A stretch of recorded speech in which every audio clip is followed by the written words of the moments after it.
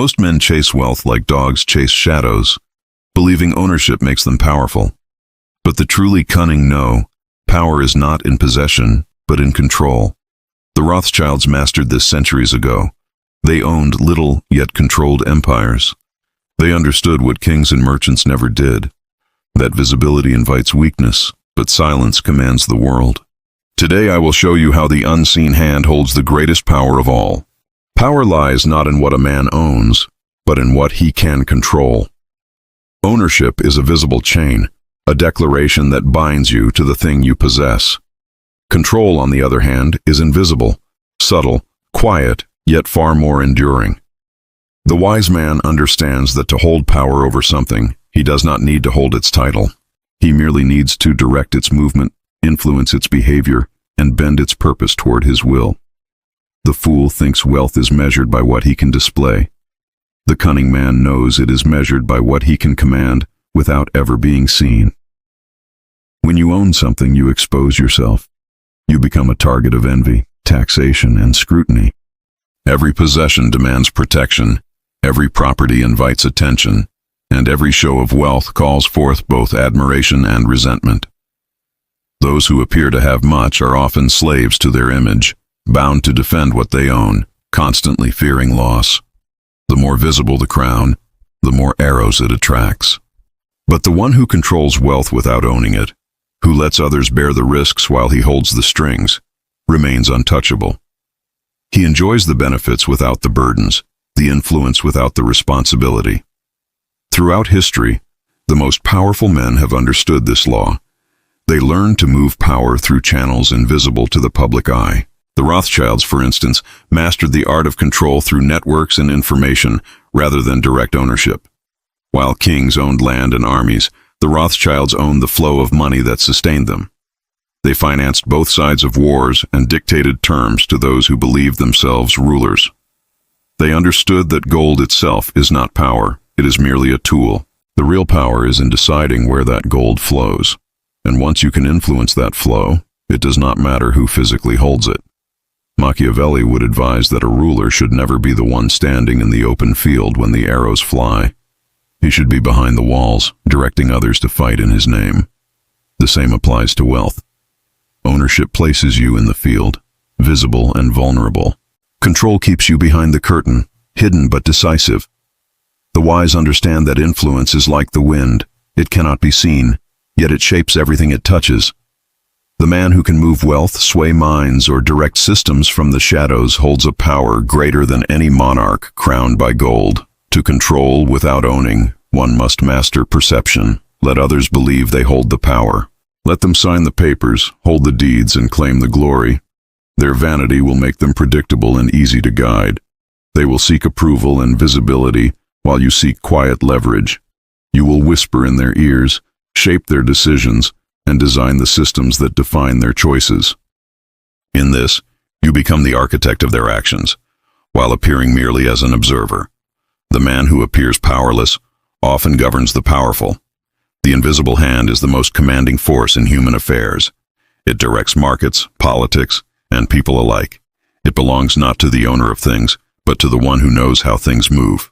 To control wealth, you must think like the puppeteer, not the puppet. Do not grasp too tightly to possessions. Instead, grasp the minds and mechanisms that determine who owns what. Control flows through trust, fear, and necessity, tools sharper than any sword. Ownership ties you to a single outcome. Control lets you change outcomes at will. And in a world where everything can be lost, the man who controls rather than owns can never truly fall. The greatest strategist is not the one who displays his wealth, but the one who hides his power behind simplicity. To appear poor while controlling the rich is an art reserved for those who understand the psychology of power. Men are easily deceived by appearances. They measure worth by what they see, never by what is unseen. The masses bow to gold, but gold blinds them. The cunning man, knowing this, chooses to move unseen among them, without adornment, without noise. He lets others parade their wealth, while he commands it quietly from the shadows. He appears harmless, modest, perhaps even struggling. But beneath that disguise, he directs the ambitions of those who think they are above him. To seem poor is to remove the weapon of envy from the hands of your enemies. Envy is a dangerous force. It breeds rivals, suspicion, and ruin. The man who flaunts his fortune invites the greed of others. The man who hides it avoids their attacks. When you appear to have little, you are underestimated, and that is the most useful position in any battle. The underestimated man can act freely without resistance, because no one guards against what they believe to be weak.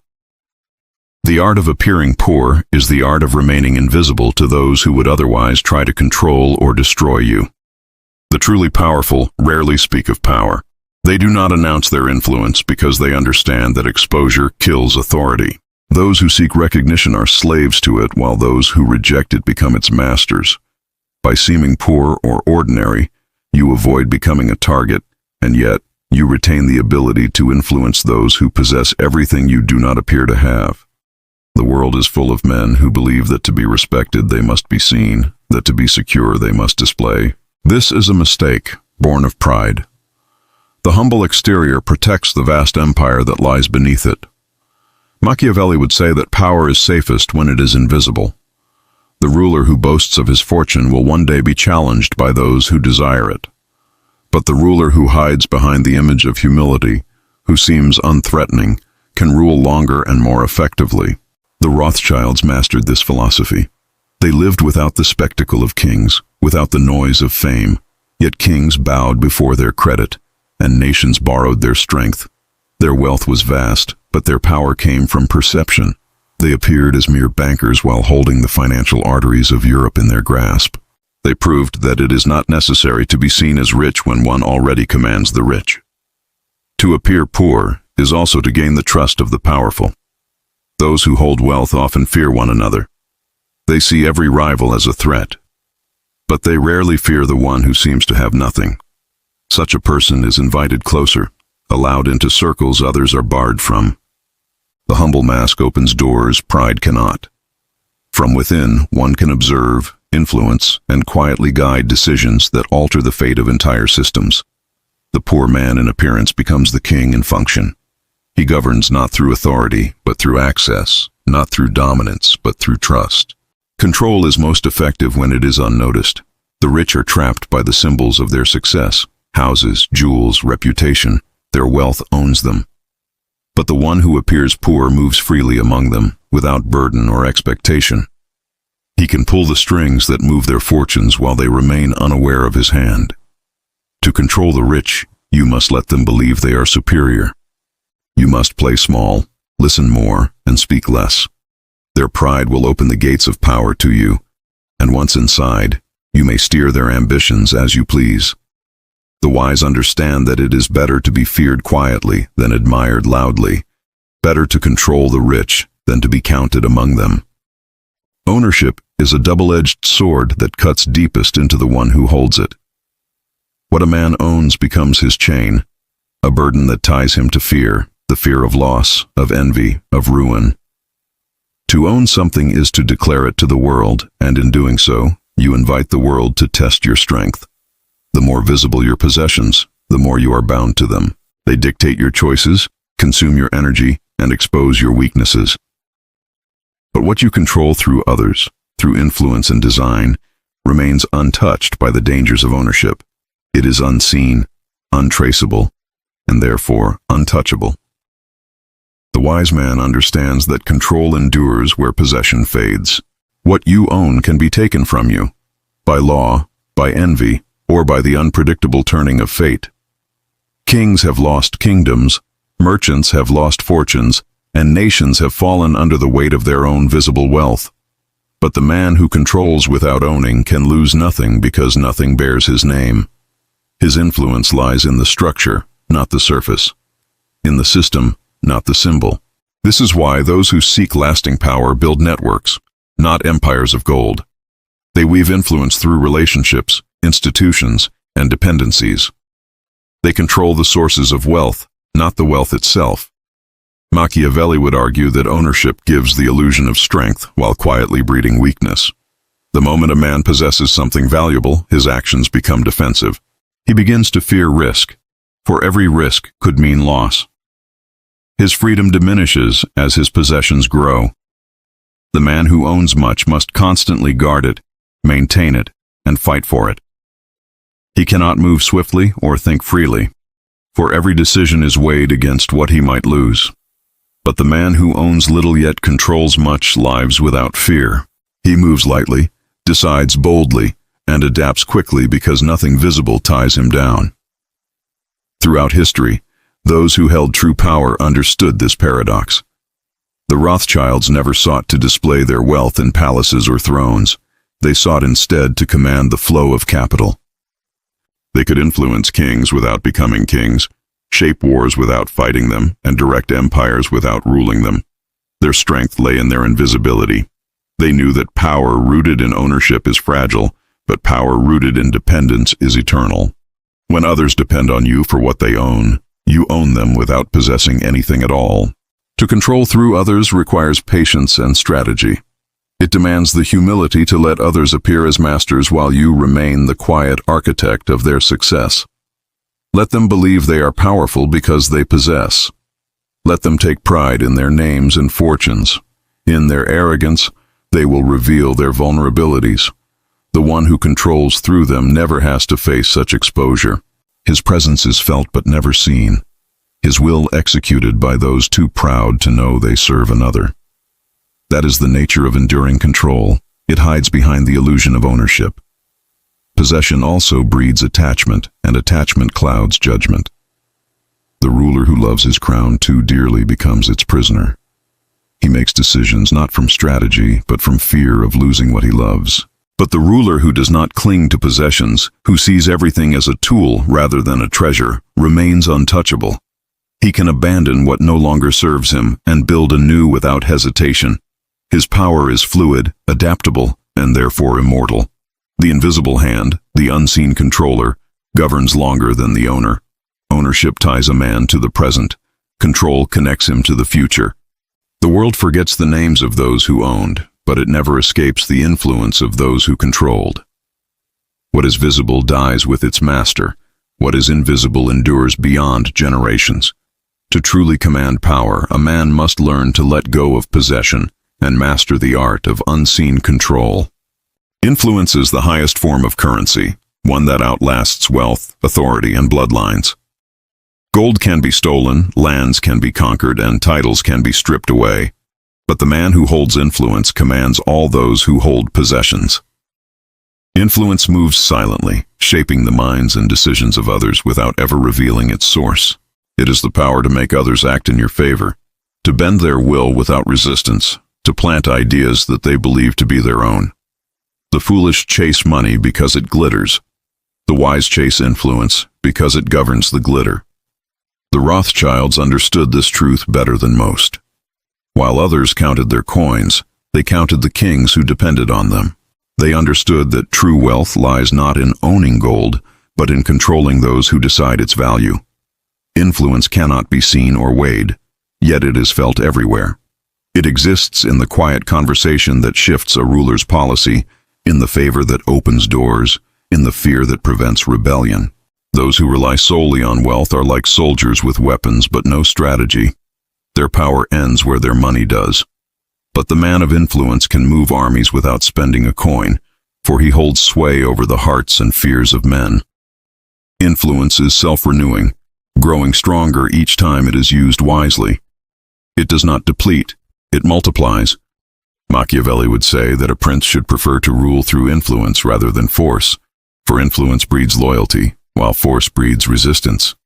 When people act under compulsion, they obey only as long as fear endures. But when they act under influence, they obey willingly, believing it to be their own choice. This is the genius of true power. It does not command openly, it guides invisibly. The one who influences does not need to give orders.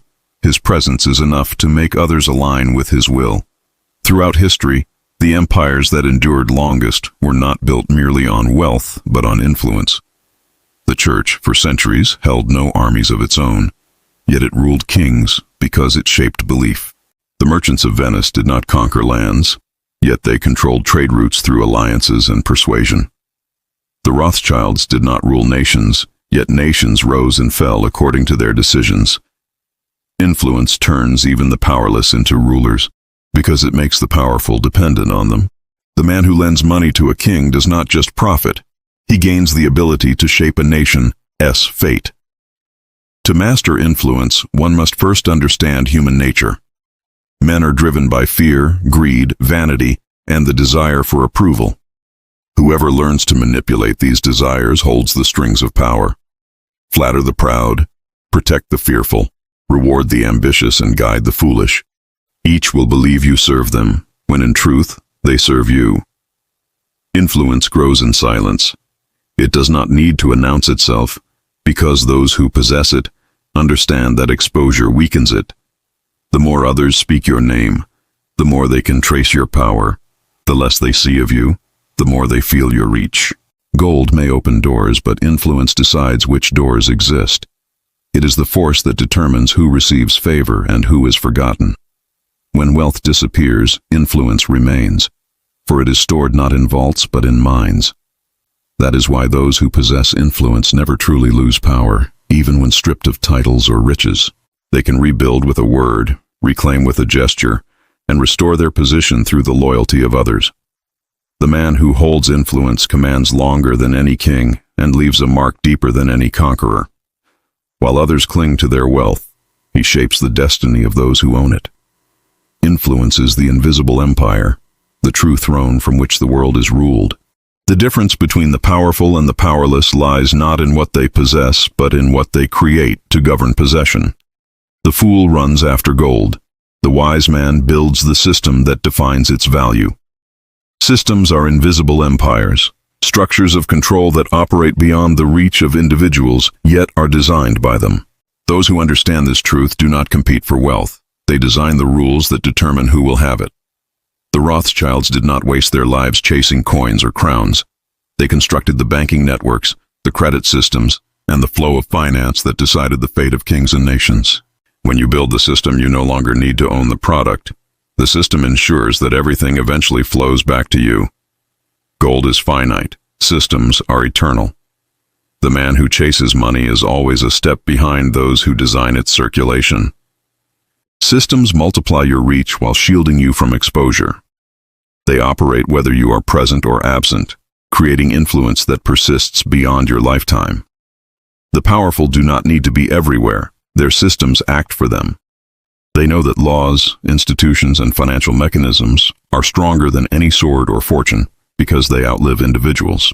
Wealth may change hands, but the system that governs it remains in control, quietly shaping every transaction. Machiavelli would have admired those who build systems instead of symbols.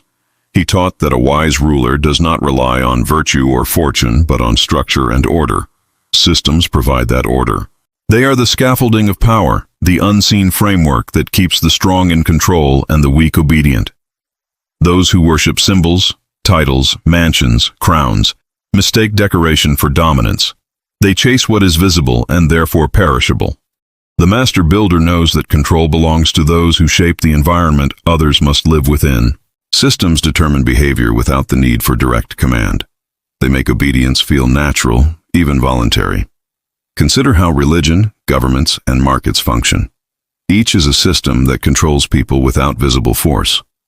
Religion shapes morality, government enforces structure, and markets channel desire. The creators of these systems do not need to own their subjects. They own the conditions under which their subjects act. The Rothschilds designed financial systems so effective that even their rivals were forced to depend on them. They turned trust into currency, communication into power, and debt into domination. They built a machine that continued to generate influence long after individual fortunes rose and fell. Their genius was not in the accumulation of gold, but in the creation of a structure that ensured gold would always flow toward them.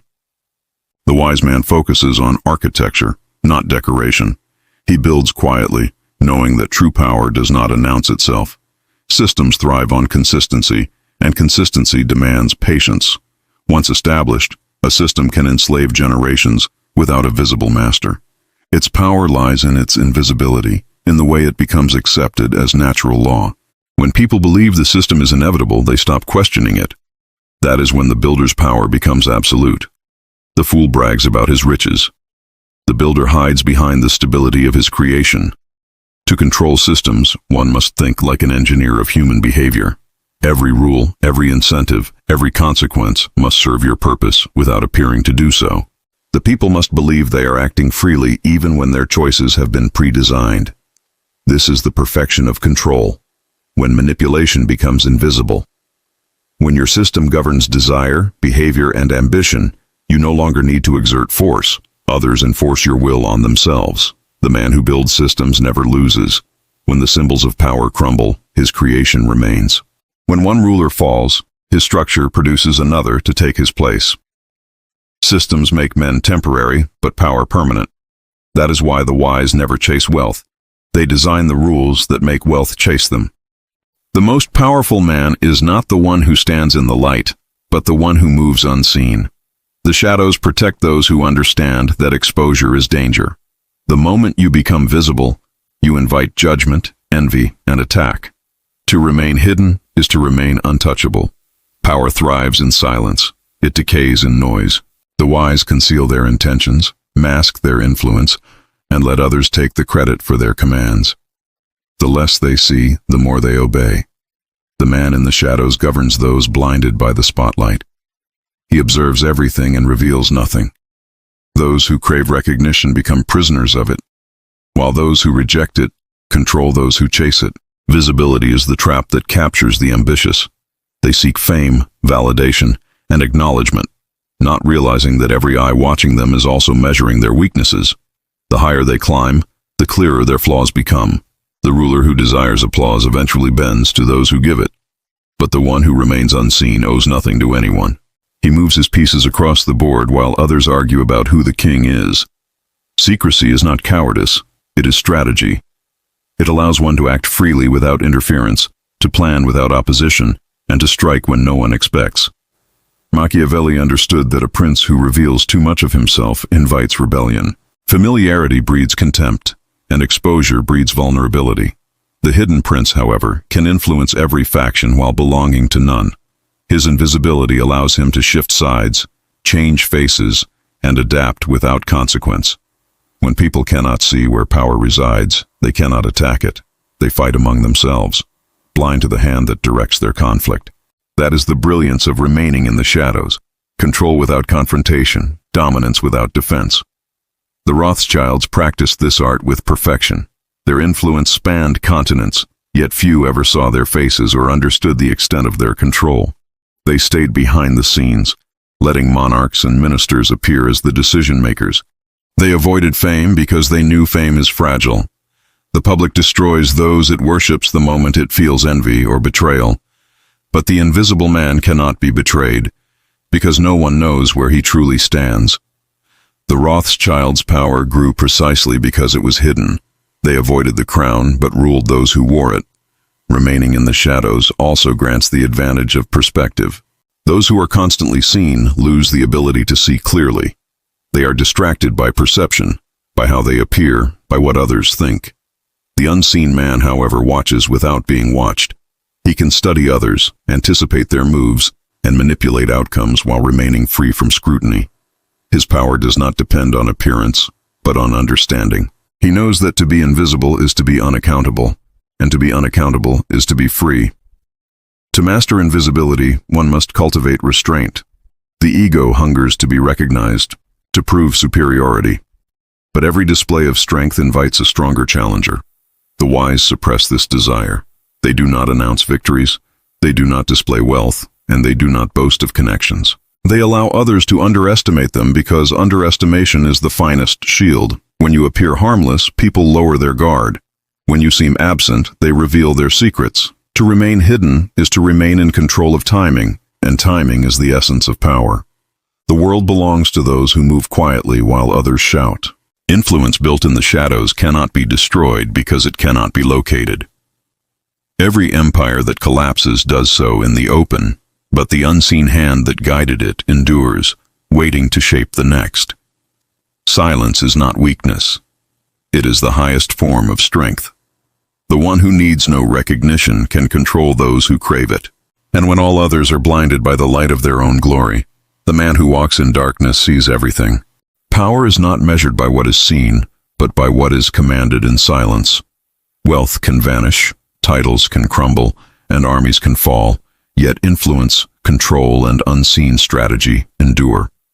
The Rothschilds understood this truth centuries ago: to control without owning, to guide without being seen, and to let the world move at your direction while believing it moves itself. If you wish to wield true power, learn to act from the shadows, let others chase the illusions of wealth, and remember, those who appear weakest often hold the world in their hands.